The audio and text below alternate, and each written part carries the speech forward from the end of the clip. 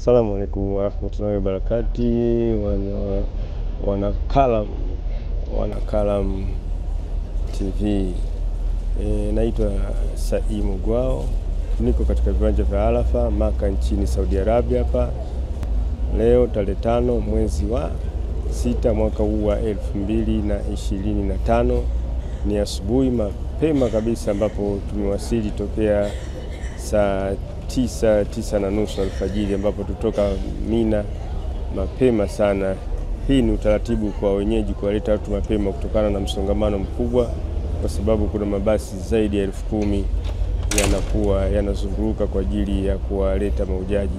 Kwa kweli tunashukuru Mungu, hali ya hewa si mbaya sana mpaka sasa hivi, joto sio kali tofauti na miaka yote.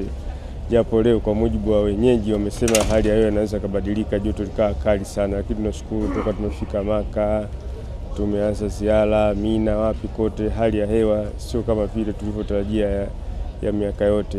Kwa upande wa Arafa, taratibu za Arafa, watu wanakuwa kwenye mahema, kila watu wanakuwa kwenye mahema yao, ndio inakuwa kama ni eneo lako. Lakini ukisema kupanda kwenye kilima chenye kile Jabal Rahma ni ngumu sana, kwa sababu jua ni kali. Kama saa hizi tayari kimeshajaa, watu wameshapanda, wameshaenda kushika nafasi kule, lakini kwa mujibu wa sheria sio lazima uende kule, unaweza ukaumia ukapata matatizo yote, japo watu wanapenda. Ndio maana imeagizwa na imeweka utaratibu maalum kama alivyozungumza Sheikh Suleiman Bani leo asubuhi, kwamba huu utaratibu umewekwa na wenyeji kutokana na hali tofauti na hali za zamani.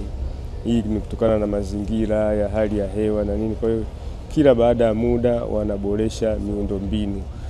Kwa upande wa hali za mahujaji, kwa kweli wako salama, wana hali na moyo mkubwa kwa ajili ya kufanya ibada. Hivi sasa asubuhi mahujaji wamelala, wamepumzika. Ibada rasmi itaanza kuanzia saa 6. Tutakwenda mpaka saa 12. Tukimaliza hapo usiku tunaelekea Muzdalifa, na kesho asubuhi tunaanza kwenda kupiga mawe.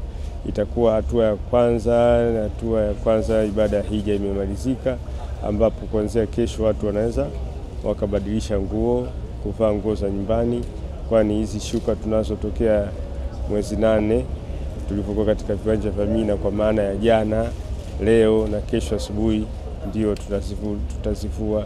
Shukrani wanakalam kwa kunisikiliza. Ni mimi Saimu Gwao ambao niko katika mji mtukufu wa Maka, na hivi sasa niko katika viwanja vya Arafa.